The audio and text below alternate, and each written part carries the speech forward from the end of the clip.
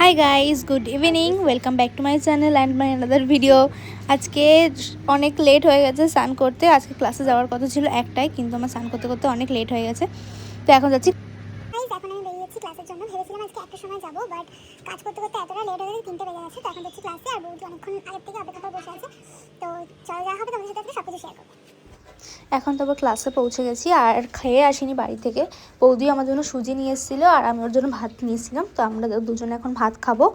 ভাত খেয়ে ও যে সুজিটা বানিয়েছিল ওটা খেয়ে তারপর আমরা শ্যুট করবো। আজকে আমার ওর সাথে শ্যুট করার কথা।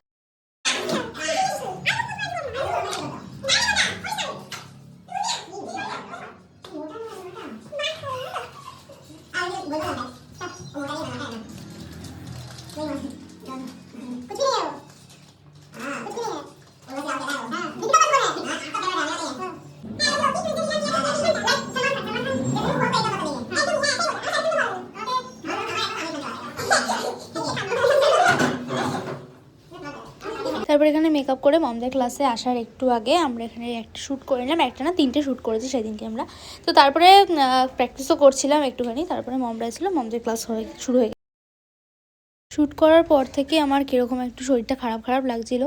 তো তারপরে বুঝতে পারলাম কি আমার জ্বর আসছে। তারপর আমার জ্বর এসে গেছিলো। যখন মমদের ক্লাস হচ্ছিলো আমি বাইরে বসেছিলাম। তারপরে মৌসুমি বললো কি চল চা খেয়ে আসি। তাই জন্য এখন বেরিয়ে যাচ্ছি চা খেতে।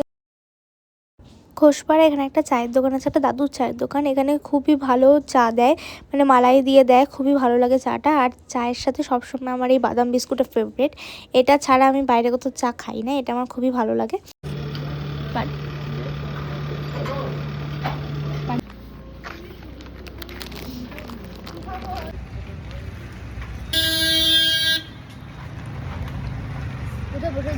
আর মমদের যখন ক্লাস হয় আমরা বেশিরভাগ দিনই বাইরে বসে থাকি, বসে গল্প করি।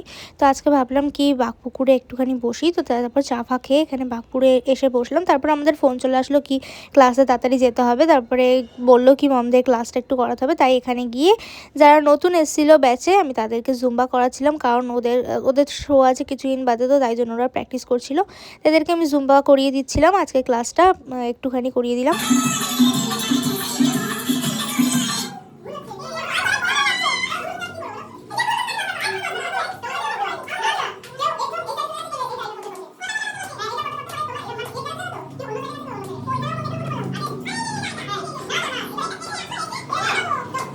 তো আজকের মতো ব্লগটা আমি এখানেই এন্ড করছি। যদি তোমাদের ব্লগটা ভালো লাগে তাহলে ব্লগটা লাইক, কমেন্ট এন্ড শেয়ার করে দিও, আর চ্যানেলটাকে সাবস্ক্রাইব করে দিও। চলো টাটা।